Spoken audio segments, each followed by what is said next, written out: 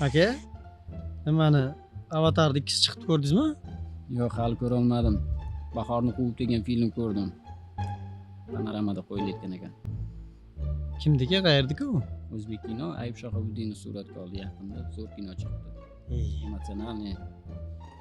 O'zbeklar kino olishni bilmaydi ha hali. Nima degani o'zi? Sen yetim emassan.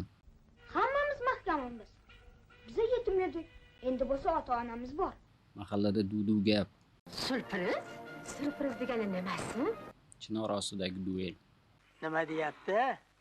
Otamni uylantiraman deydi. Nima deyapti? Maftuningman.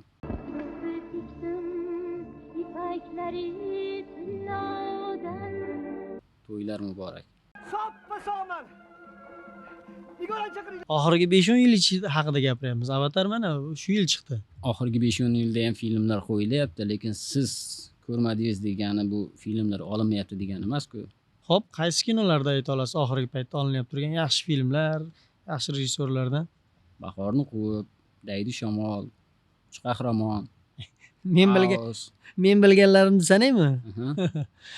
Haligi super qaynona, qaynonasini bo'g'izlab qo'ygan kelin, qaynotasini aldagan kelin. Ko'rmaganmisiz? Siz hozir kino haqida gaplashamiz dedingiz, Adham. Bu siz sanayotgan u televideniyada qo'yilayotgan 40 minutlik materiallar, 40 minutlik tasvirlar bu kino emas. Endi hozir tomoshabinga mana shu kino bo'lib qoldi, tushunyapsizmi? Ya'ni haqiqiy asl kino ularga balkim yetib bormayapti turgandir. Ularga mana shunaqa novella, qanaqadir video kontent, vaynlar yetib boryapti turgandir. Odamlar shuni kino deb qabul qilyapti masalan.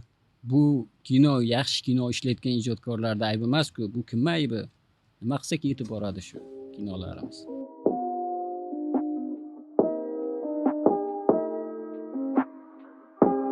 Demak, kinoda nima gap podkastimizda biz mehmon chaqirib, asl kino haqida, ular olayotgan asl kino haqida gaplashamiz, kamchiliklar, yutuqlar haqida suhbat quramiz. Podkastimizda qaysi rejissyorni, qaysi film orqali ko'rishni istaysiz? Izohlarda yozib qoldirsangiz, Siz bilan birgalikda shu suhbatni olib boramiz. Adham Abdurahmonov, Husnullo Jamonqulov.